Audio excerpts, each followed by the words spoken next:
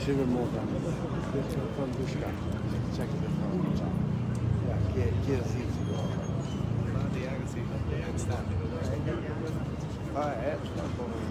Të thonë dushka.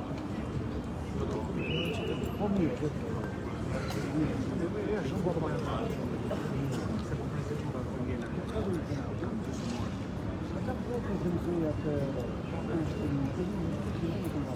Në rregull, po pse zbon e zile atë? Me çunat atje. Alo. O ka qenë edhe në gjes, ose në pika, këtë shumë. Çfarë bën? Jo, vallahi jo, telefon.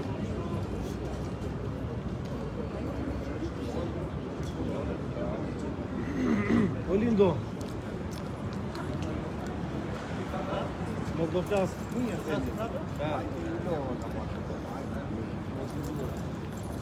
Po. Ja da mirë, është të pasha, kemi ballon kemi kamë. Hajde, pasha.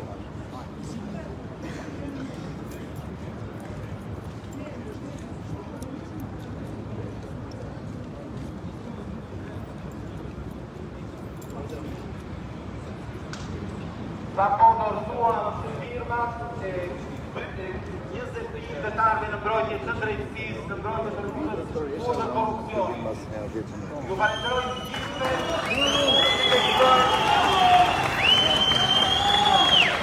Çdo pothuajse çdo qytet të Shqipërisë, në çdo lagje të Tiranës. Ju falenderoj të gjithëve. Ky është vetëm fillimi i këtij rrugtimi. Drejtësia është e ardhmja e Shqipërisë. Nuk ka të ardhme Shqipëria pa drejtësi. Dhe prandaj jo betejë për një Shqipëri ku të korruptuar tani pa drejtësi.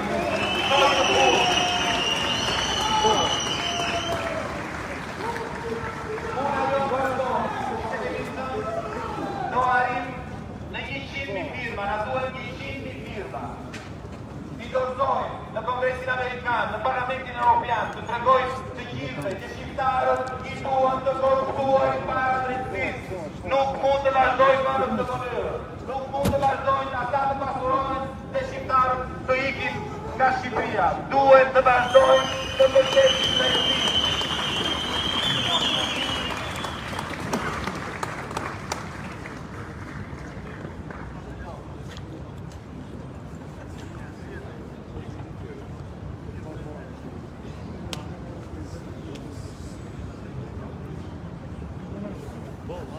Mirëmëngjesit të gjithëve, ju falenderojmë sot që keni ardhur në këtë ditë, cila është një nga më të rëndësishmet në këto 35 vite të demokracisë tonë.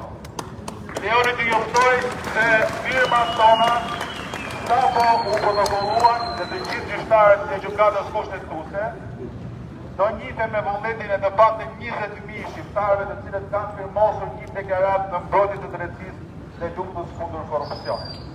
Ta ju falenderoj shumë se di që të gjithë do jeni në shkruajtjen e kësaj deklarate dhe falenderoj të gjithë ata shqiptarë të cilët kanë firmosur këtë deklaratë që ndan Shqipërinë nga ajo që ka qenë do 35 vite dhe në atë që presim ne.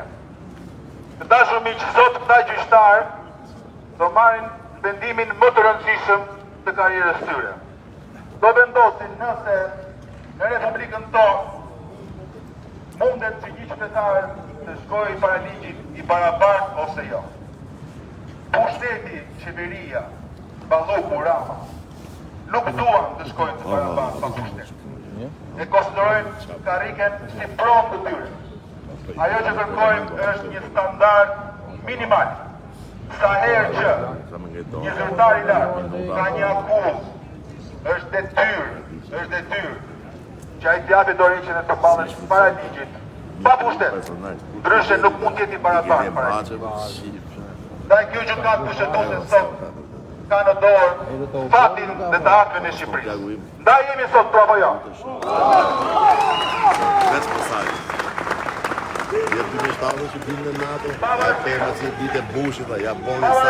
Shpesh kjo gjykatë kushtetuese është luhatur mes presioneve të mëdha duke ju përgjigjur edhe në punë që atyre që i ka ndonjë. Ata sot do të veshin pambelin e gjyqtarit të tretë dhe të mendojnë për fatin e Shqipërisë. Se fati i Shqipërisë nuk mund të jetë fati i një republike të korruptuar, e cila ka lënë Shqipërinë dhe shqiptarët si vendin më të varfër të Evropës. Kjo është një moment kthese, kjo është një moment historik. Korrupsioni ka qenë plagë më e madhe që ka bërë që gjysma e shqiptarëve të ikin nga Shqipëria. Nëse ne nuk e luftojmë, nëse ne nuk vendosim këtë standard minimal, atëherë e ardhmja e shqiptarëve është e rrezikuar. Mirëqenia e shqiptarëve është e rrezikuar. Askush njeri me pushtet, pavarësisht votës që mund të ketë marrë, nuk mund të jetë mbi ligjin. Në momentin që kafe duke vjedhur, minimalisht duhet largohet. Kjo është Evropa ku ne duam të shkojmë. Ndaj, dalja juaj sot këtu është një mesazh për të gjithë shqiptarët, për ta kuptuar të moment historik. Momentin historik si në vitin 90, kur u ndam nga komunizmi dhe hym në pluralitet politik. Sot korrupsioni ka marrë peng Shqipërinë. Ndaj, drejtësia e pavarur është kushti i vetëm dhe minimal që shqiptarët ecin përpara. Faleminderit shumë. Bravo.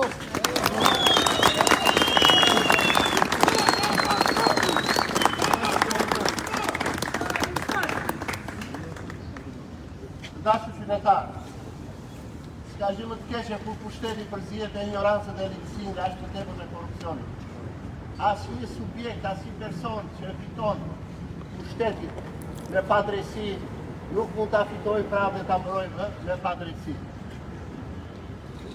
Gjykata kushtetuese që disa nga këta subjekte janë të emëruar dhe disa të tjerë janë të zgjedhur, janë betuar për para kushtetutës, kanë vënë dorë mbi kushtetutë dhe thonë që do mbrojë kustetutën dhe ligjin. Ne këtë i kërkojmë, që të mbrojë kushtetuta, të mbrojë ligji kundër korrupsionit. Dhe unë juftoj vetëm një thirrje. Poshtë korrupsioni rrotë drejtësia. Sot duhet të triumfojë.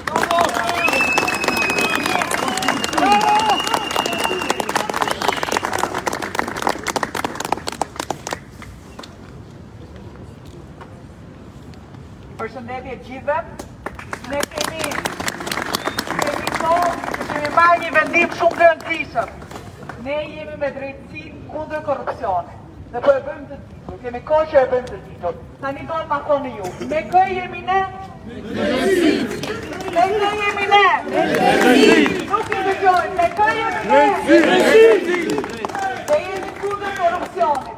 Kundër kujt jemi ne? Kundër korrupsionit. Me kë jemi ne? Me drejtësi. Kundër kujt? Korrupsionit. Ne duhet vazhdojmë, duhet jemi çdo ditë të këmbgullim, sepse kjo është e drejtë, kjo është më e mira për Shqipërinë. Nëse duam një të ardhme për vendin tonë, duhet të zgjedhim një anë, o me drejtësinë, o me të korruptuarit. Me drejtësinë, me drejtësinë, me drejtësinë, me drejtësinë, me drejtësinë, me drejtësinë. Sot jemi këtu sepse ne vërtet besojmë tek drejtësia, besojmë që sot do jetë një vendim i drejtë, besojmë se Belinda Balloku duhet të vazhdoj të jetë e pezulluar. Një njeri i korruptuar, i akuzuar nuk mund të na drejtojë, nuk mund të mbajnë krejt vendin tonë. Ne duam që të gjithë të korruptuarit të përballen me drejtësi. Ne duam që vendi jonë të ndryshojë. Pa drejtësi nuk ka bëre, pa drejtësi nuk ka të ardhme. Bravo!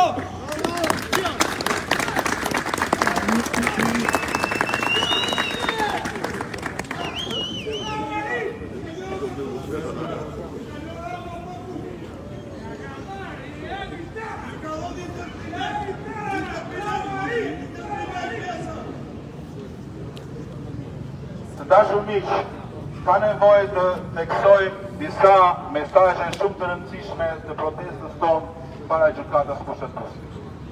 Në këtë protestë, ne u bëjmë të ditur gjyqtarëve më të lartë të vendit, të cilët nuk duhet të përpulen para presionit politik. Vendimin që ata marrin nuk duhet të jetë në interes të një politikani apo të një tjetri, por duhet të marrin interes më madhor të vendit. Interesi jonë madhor është që ligji, kushtetuta e drejta duhet të prevalojë mbi gjithçka tjetër.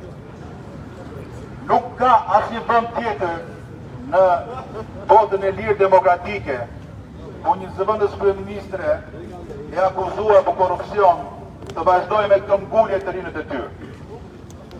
Sepse ajo nuk mund të jetë e barabartë para ligjit, sepse ajo shkon me pushtet sipërballet para gjykatës.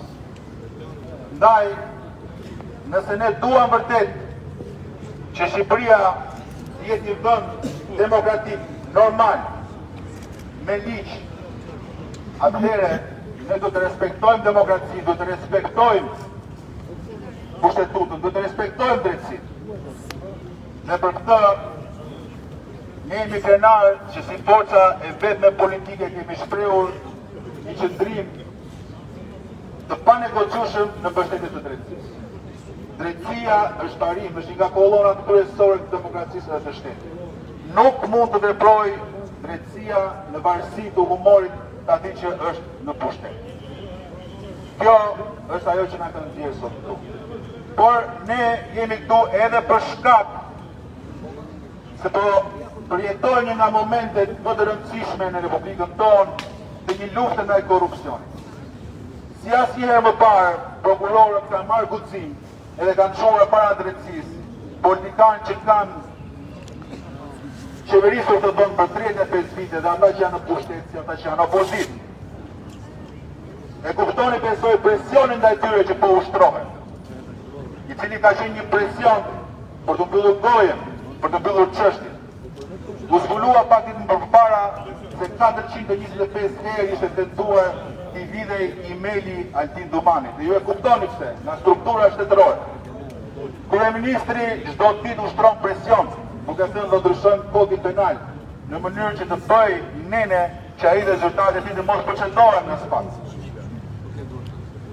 Ashtu siç kanë palemruar se duan të prekin kushtetutën. Dhe çfarë duan të bëjnë me kushtetutën? Ti krijojnë vetes një imunitet tjetër që sa kohë jenë në detyrë ose në pushtet të mos preken nga drejtësia. Ne kuptojmë që ky vendim sot është për fatin politik të Tiranës, që nesër ne e presin që ai të procedohet, por ai kërkon që nëse kjo ndodh, të vazhdojë të rinë në pushtet dhe të mos janë dorëheqjen edhe përballet para drejtësisë. Faleminderit shumë.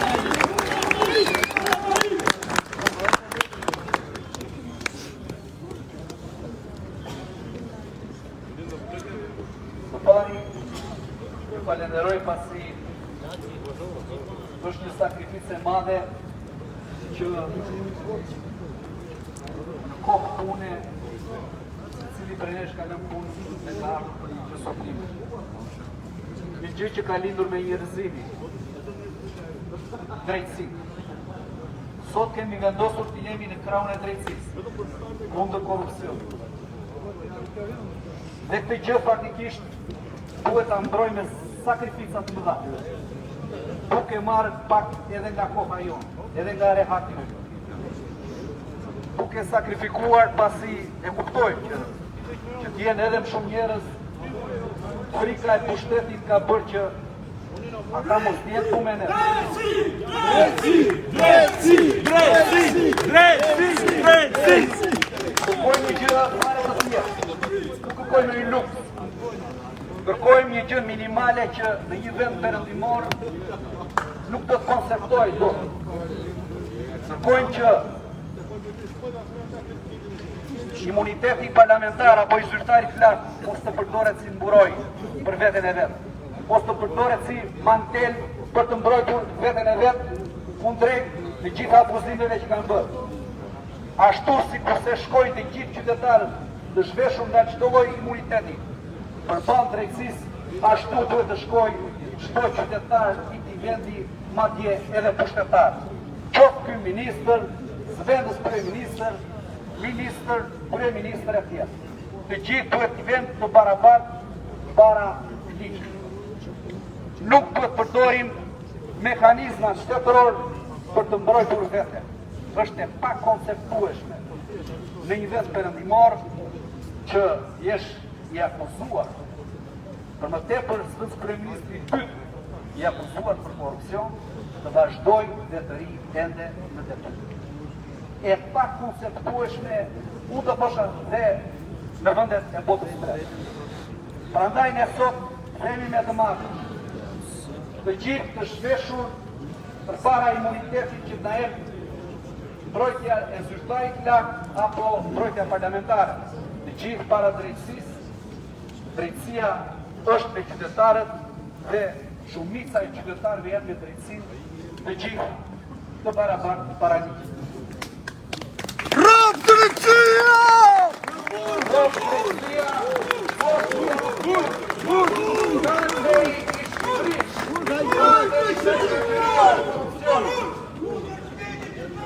Thembre Akili është drejtësia. Nëse do të mbrojmë drejtësinë, do të kemi më shumë të mira.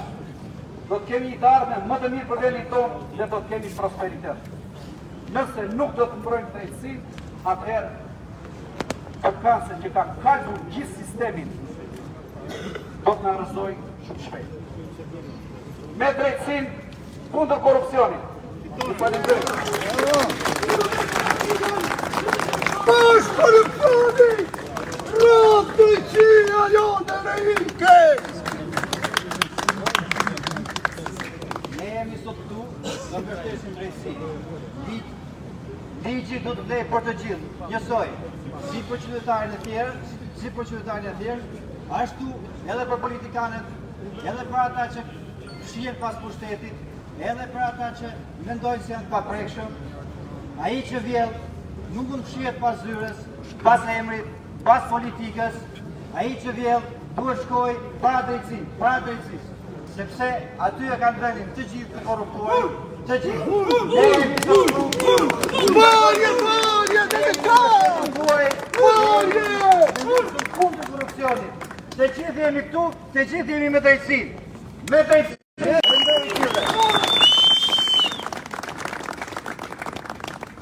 Të lutem marrë shkas edhe nga profesioni e shqyurisë dhe profesorisë të drejtës, ndas me ju për shtetutën e ligjit, jo për politikë. Kam parë në për shumë portale një për drejtësinë dhe vetëm për drejtësinë dhe kundër korrupsionit. Sa ndo? Para kësaj trupe gjyqësore të qytetarës së Shqipërisë është vendosur një proces shumë e thjeshtë, në një pozicion shumë i thjeshtë. Vetëm të ndaj që kryeministri që ka bërë këtë pjesë ardhi kushtetuese dhe pa objekt kushtetues. Dhe nuk duhet që ta kishin marrë parasysh. Nga ana tjetër, kush prevalon që ta dinë mirë dhe qytetarë, sepse ne kemi derator kushtetues. Ne kemi derator dhe ligjin e posaçëm shkollën e procedurës penale, puneli kryqëzës së drejtorit të procedurës penale, përsa këto në mënyrë saksative. Është gjykata që ka vendosur prezumtimin e njërë në ndërsi të lartë të shtetit.